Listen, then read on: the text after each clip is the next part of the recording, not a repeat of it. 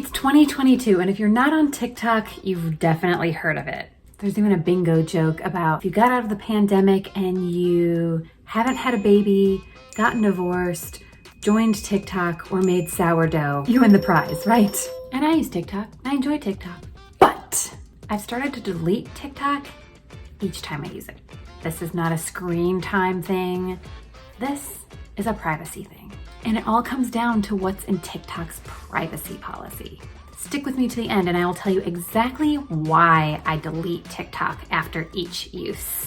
I'm Maria Spira-Alice, lawyer for coaches and content creators, and this is the Spira IP Show. So let's talk about TikTok's privacy policy. And what is a privacy policy anyway? A privacy policy tells users the type of information that the platform collects and how they use that information. And the part that makes me a little bit nervous about TikTok's privacy policy comes down to the information that they collect. They collect information that you provide to them, obviously, like information that might be in your profile, your phone number, access to your contacts if you want to look for your friends. But what I'm nervous about is device information.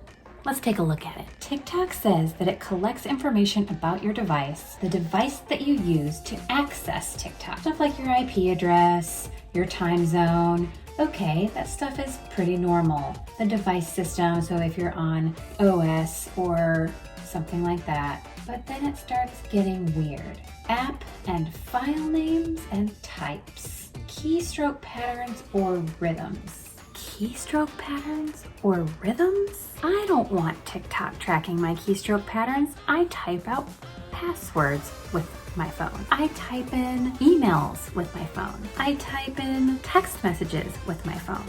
I don't want anybody, not even TikTok, tracking my keystrokes. So that is why I still enjoy TikTok. I still go in, I do some fun dancing. I give you my information on TikTok. It's a fun platform. But as soon as I'm done, I'm deleting that because I don't want it tracking my keystroke patterns. So I hope that this gives you a little insight into TikTok's privacy policy and the reason why I'm deleting it after each use.